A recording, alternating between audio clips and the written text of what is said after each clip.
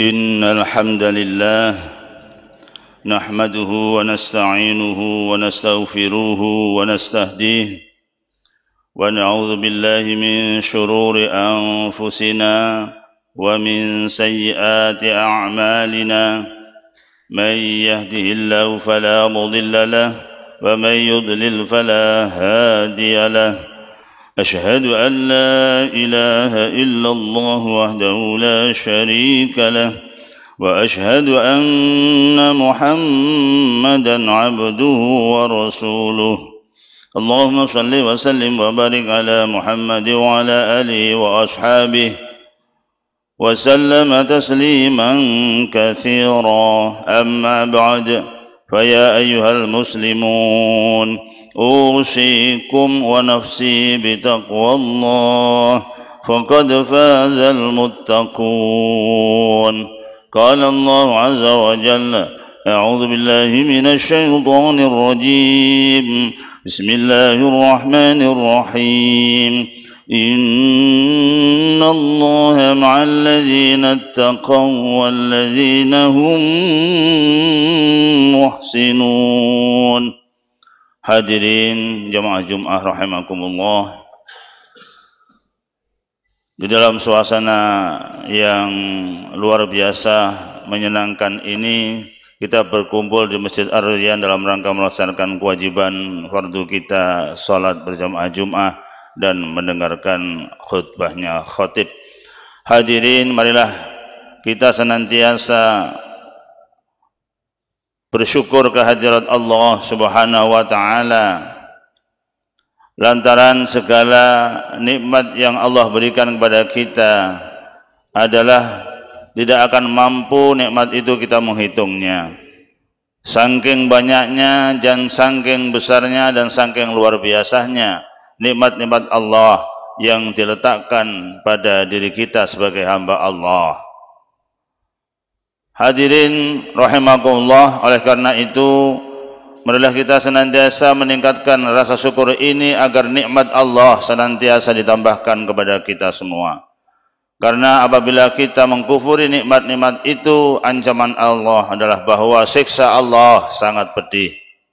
Untuk ini kita semua sepakat, sudah barang tentu di antara kita orang-orang yang beriman ini tidak ada yang mau mendapatkan siksa Allah, tapi justru mendapatkan ampunan oleh Allah yang pada kiranya kita mendapatkan pahala dan mendapatkan surganya Allah Subhanahu wa ta'ala.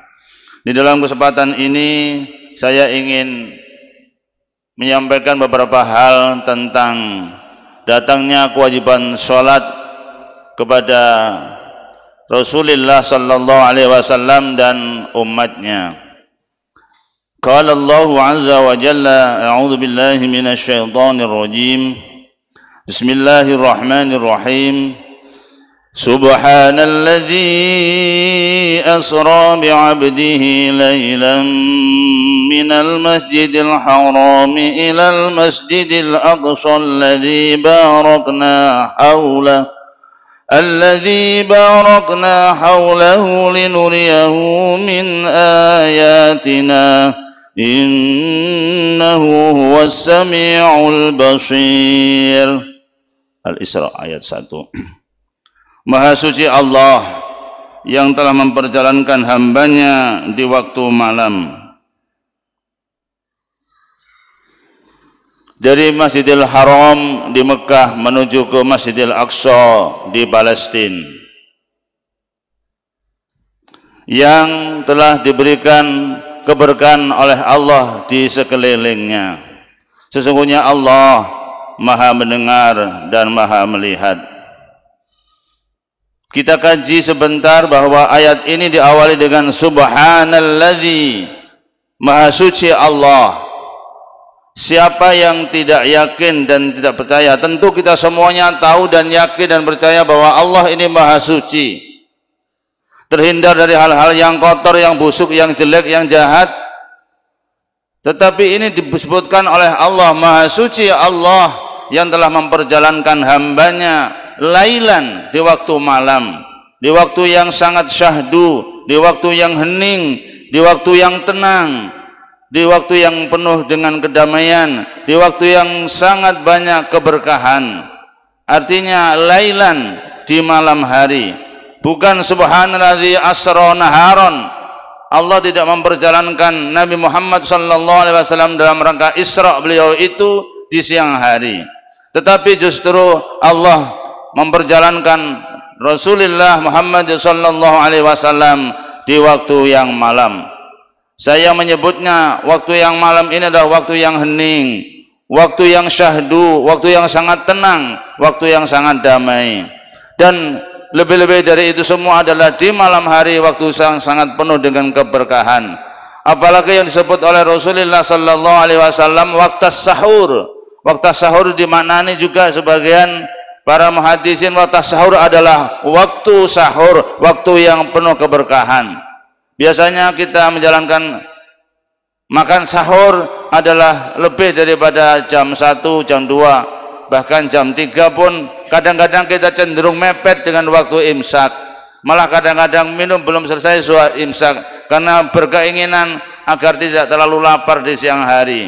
Tapi ini sangat hati-hati. Tapi memang itulah waktu sahur, waktu yang sangat dekat dengan waktu fajar shodiq, di antara jam 3 atau setengah 3. Karena saat-saat sekarang ini subuh kita adalah jam 4.20, jam 4.15 sudah waktu subuh sudah masuk. Hadirin rahimakumullah. Oleh karena itu betapa istimewanya ketika Allah menyebutkan dirinya Maha Suci, Allah yang telah memperjalankan hambanya. Siapa hamba itu? Itulah baginda Nabi Muhammad sallallahu alaihi wasallam. Diperjalankan dari mana?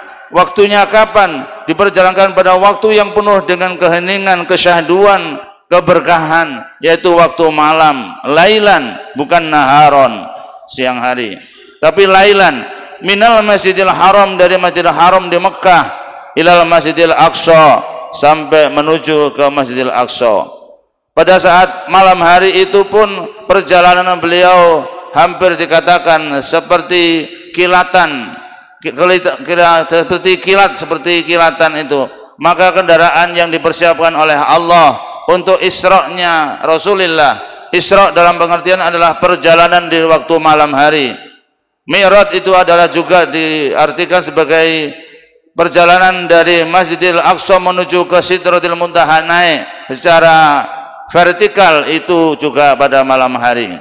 Kalau kita jalan-jalan di waktu malam hari dari rumah ke Masjid Ar-Rayyan, itu juga bisa disebutkan Isra dalam makna yang lughawi. Hadirin rahimakumullah. Maka di waktu malam yang penuh keberkahan inilah Allah memperjalankan hambanya yang sangat kita cintai, yang kita hormati, yang menjadi panutan kita, uswah kita, uswatun hasanah, yaitu Nabi Muhammad sallallahu alaihi wasallam. Masjidil Haram adalah di Mekah, Masjidil Aqsa adalah di Palestina. Ini bukan perjalanan yang singkat, tetapi karena Allah menyiapkan peralatan, fasilitas kendaraan yang sekejap mata sudah sampai di tempat, maka perjalanan yang sangat jauh itu menurut ukuran manusia, ukuran kita, cukup dilakukan oleh Rasulullah dalam satu malam pun tidak menghabiskan malam itu.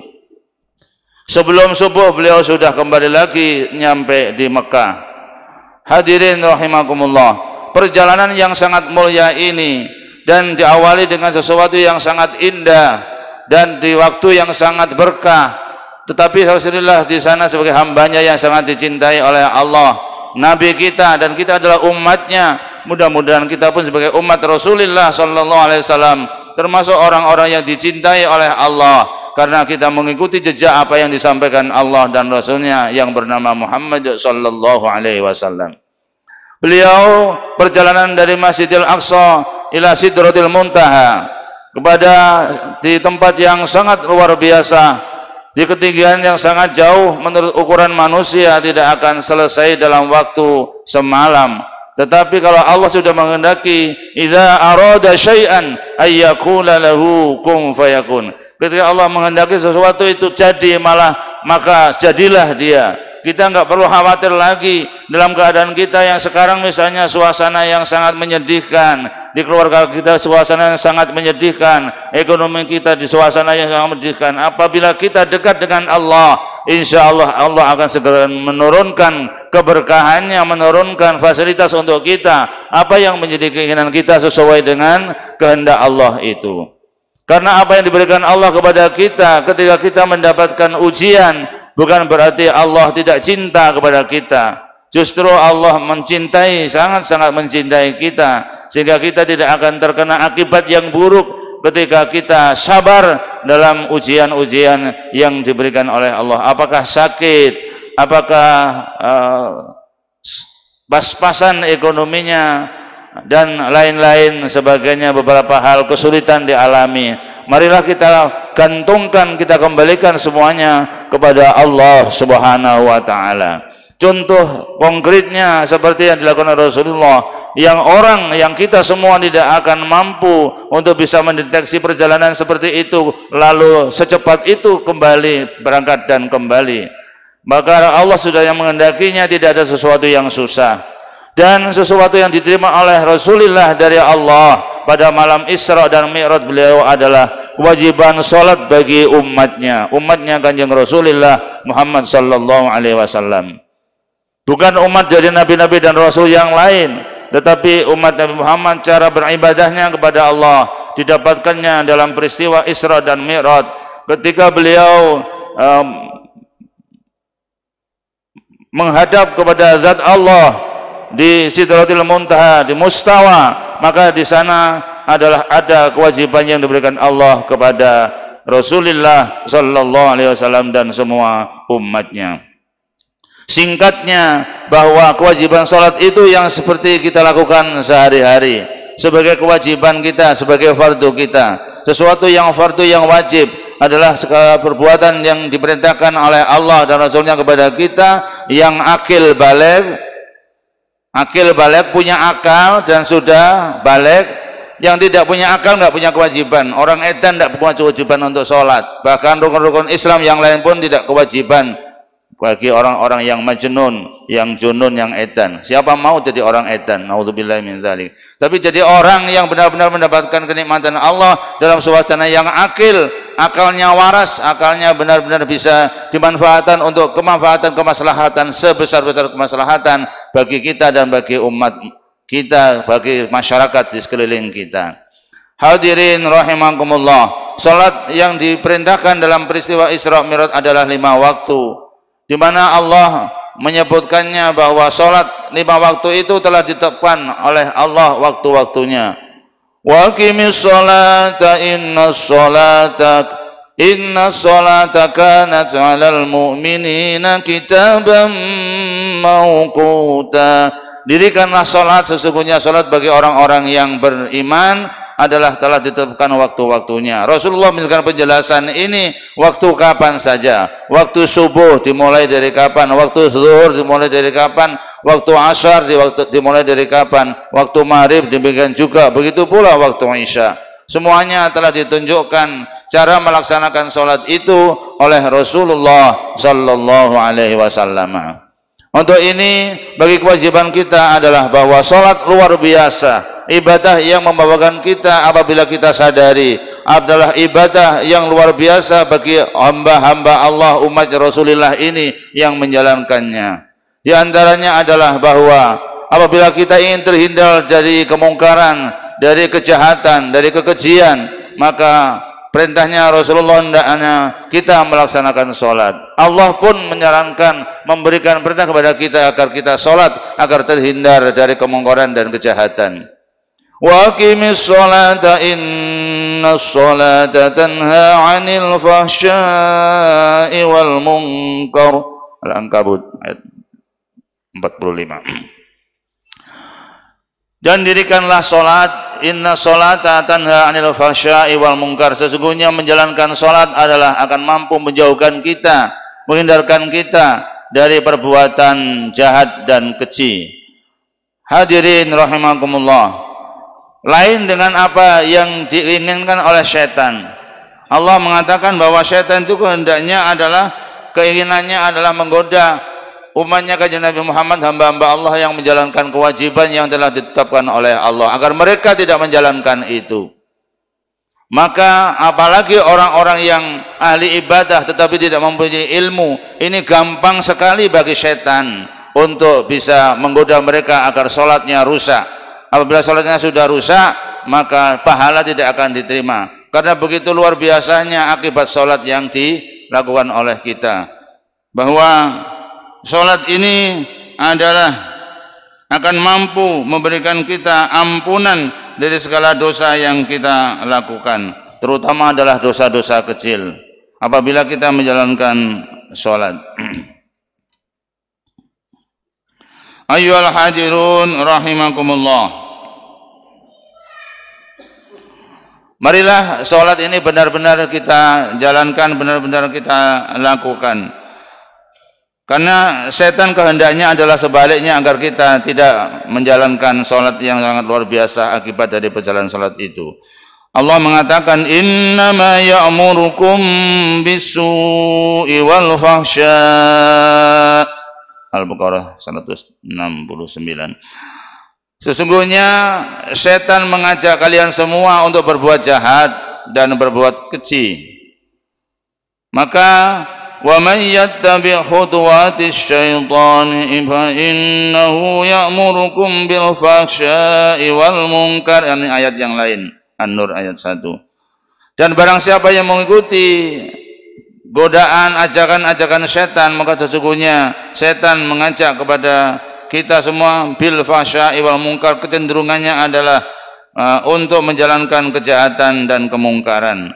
Suka menjalankan kemaksiatan, hal-hal yang dilarang oleh Allah dijalankan, yang diperintahkan justru dijauhi.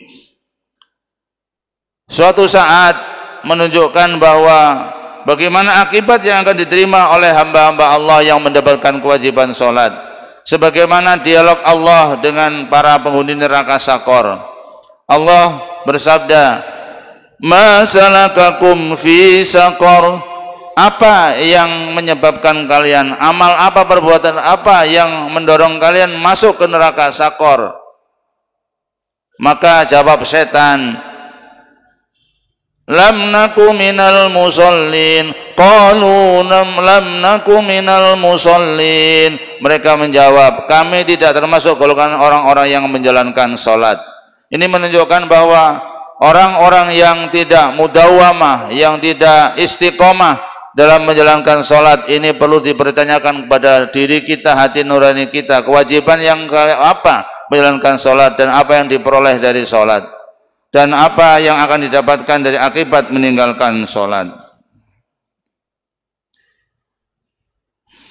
Kemudian Rasulullah juga ingin mendapatkan pendapat daripada sahabatnya tentang orang-orang yang menjalankan sholat sehari semalam 5 kali, 5 waktu. Kata beliau, ara'aitum law anna nahran bi babi ahadikum yaghsilu minhu kulla yawmin 5 marrat hal yabqa min darunihi syai'un? Qalu la yabqa min darunihi syai'un. Faqala sallallahu alaihi wasallam, fakadzalika as-salawatul 5 yamhullahu bihinna al-khataaya. Kata Rasulullah, ara'aitum, bagaimana pendapat kalian kalau saja seandainya di depan rumah, di depan pintu rumah salah seorang di antara kalian itu ada air sungai yang mengalir. Kemudian salah satu di antara kalian itu adalah mandi di air sungai itu sehari semalam 5 kali. Apakah masih akan terdapat kotoran yang melekat di tubuh kamu? Maka jawab para sahabat, tidak ya Rasulullah, tidak ada kotoran sedikit pun yang akan melekat di tubuh saya.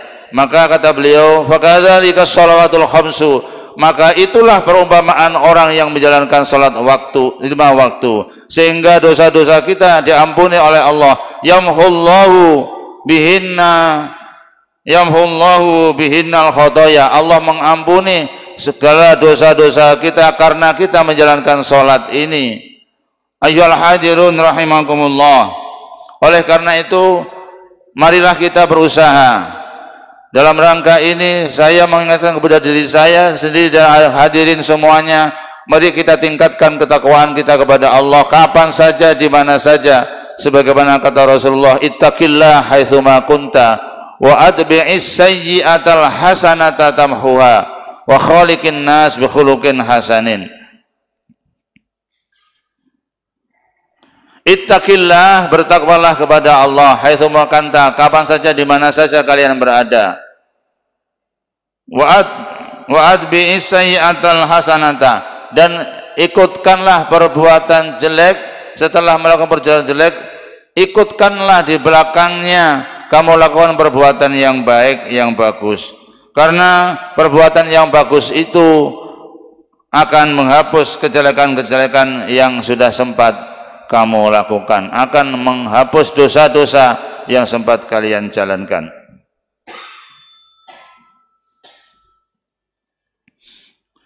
Wa khaliqin nas bi khuluqin hasanin. Lalu beliau mengakhiri sabdanya dengan kalimat wa khaliqin nasa bi khuluqin hasanin, dan bergaullah dengan para sesama umat manusia dengan akhlak yang bagus, dengan budi pekerti yang bagus, kata-kata yang indah yang menyejukkan, tidak sebaliknya menyakitkan, dan perbuatan yang sangat terpuji di hadapan Allah khususnya, dan juga perbuatan kita merupakan ucapan maupun gerak-gerik kita ketika kita berhadapan dengan sesama umat manusia yang punya akal, punya perasaan. Dan oleh karena itu, ini adalah merupakan suri teladan dari Rasulullah sallallahu alaihi wasallam. Akhlak yang mulia akan menjadikan orang sangat mulia. Orang yang pandai menghargai orang akan dihargai oleh orang. Orang yang pandai untuk bisa membagi sesuatu yang dia miliki kepada orang-orang yang tidak mampu mendapatkan sesuatu, misalnya kayak makanan maupun fasilitas yang digunakan untuk hidup sehari-hari, maka Allah juga akan memudahkan rezeki baginya. Karena dari situ Allah memberikan amanah untuk bisa membantu saudara-saudara yang lain. Jangan menjadi orang yang sangat-sangat bakhil sehingga sangat dibenci oleh Allah. Ayyuhal hadirun rahimakumullah, mudah-mudahan khutbah ini mendapatkan keberkahan dari Allah dan mendapatkan kemanfaatan yang dapat kita ambil hal yang sangat baik. Intinya bahwa kita diwajibkan oleh Allah Subhanahu wa taala sehari semalam untuk menjalankan salat 5 waktu. Yang menurut riwayat sebelumnya bahwa kewajiban itu sesungguhnya adalah 50 waktu. Tetapi pada akhirnya karena ada Nabiullah yang ada di langit yang ke-6 ketika Rasulullah berhadapan dengan Nabiullah ini bertanya, berapa kali kamu mendapatkan kewajiban dari Allah? 50 kali. Umatmu kecil-kecil nggak akan mampu. Balik lagi kepada Allah, minta diskon. Lalu balik lagi disampaikan, kemudian dikurangi oleh Allah. Setiap hari, setiap saat, setiap kali bolak-baliknya Rasulullah dari bertemu dengan Nabiullah, kalau tidak salah Nabiullah Musa alaihissalam. Ini lalu umatmu kecil-kecil wahai Muhammad, maka kembali kepada Allah untuk minta dikorting lagi sampai pada akhirnya tinggal 5 waktu. Itu pun kata Nabi Musa bahwa umatmu pun 5 waktu saja masih keberatan menjalankan sholat. Mari kita angan-angan sendiri kepada diri kita yang mendapatkan kewajiban sholat ini.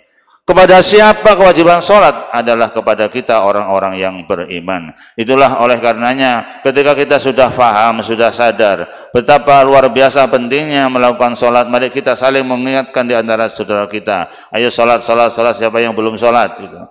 Maka di Indonesia ini luar biasa fasilitas untuk mendapatkan tempat untuk melakukan sholat beribadah kepada Allah di jalan-jalan di mana saja ada. Ada kebijakan di negeri kita, setiap pom bensin disarankan ada fasilitas toilet dan musola, tempat sholat. Maka apalagi di daerah-daerah yang muslimnya luar biasa, biasanya di pesisir, di Pantura sampai ke Pantai Banyuwangi, di tepi-tepi jalan masjid-masjid luar biasa. Di Jombang saja di dusun ini ada masjid yang luar biasa indahnya. Ini insya Allah akan ditiru oleh saudara-saudara yang lain yang sekarang sedang diproses, yaitu masjid yang ada di Desa Sentul, rupanya masih direhab, akan niru modelnya Masjid Royan ini. Kemarin saya ketemu beberapa takmir dan beberapa ini mau dibuat model kayak apa? Panjenengan sudah pernah enggak datang ke Ar-Royan? Ya pernah gitu. Ya itu rencananya seperti itu, walaupun tidak mirip, karena tentu tergantung kepada keberadaan dana yang disiapkan. Hadirin, mudah-mudahan sekali lagi kurang lebihnya mohon maaf, ada manfaat dan keberkahan bagi kita semua. A'udzu billahi minasyaitonir rajim. Bismillahirrahmanirrahim. Subhanalladzi asra bi'abdihi laylan minal masjidil haram ilal masjidil aqsa alladzi barakna hawlahu linuriyahu min ayatina innahu huwas sami'ul basir. Wa qur rabbi ighfir warham wa anta khairur rahimin.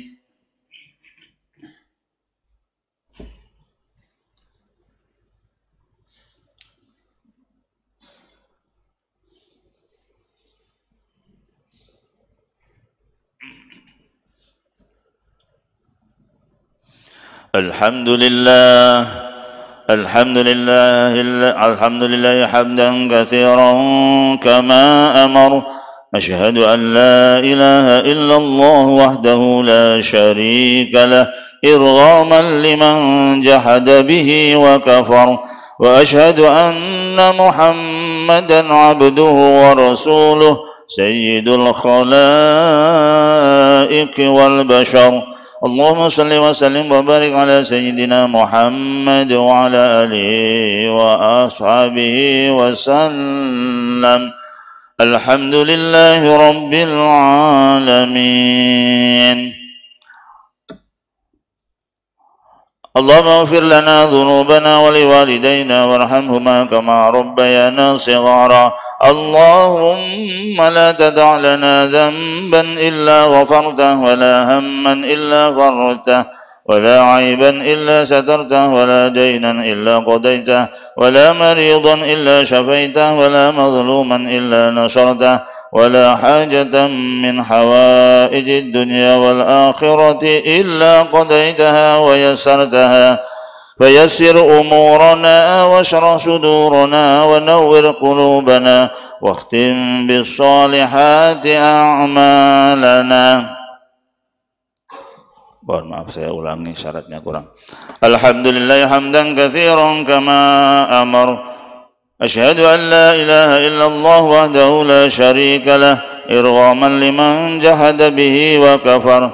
Wa asyhadu anna Muhammadan abduhu wa rasuluh sayyidul khalaiq wal bashar.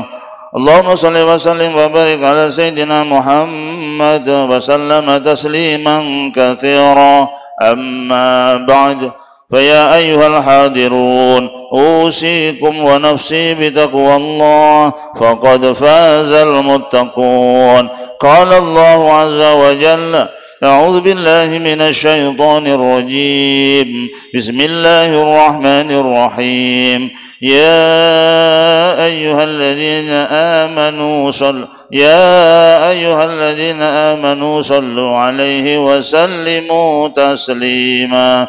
اللهم صل وسلم وبارك على سيدنا محمد وعلى آله وصحبه وسلم. اللهم يا الله اللهم اغفر لنا ذنوبنا وذنوب آبائنا وذنوب أمهاتنا وذنوب أخواتنا وذنوب مشايخنا وذنوب أجدادنا وجداتنا وذنوب المؤمنين والمؤمنات والمسلمين والمسلمات الأحياء منهم والأموات. اللهم اغفر لنا ذنوبنا ولوالدينا وارحمهما كما ربيانا صغارا. اللهم صل وسلم وبارك على سيدنا محمد صلاة تبلغنا بها زيارة مكة ومدينة بيسر وعافية.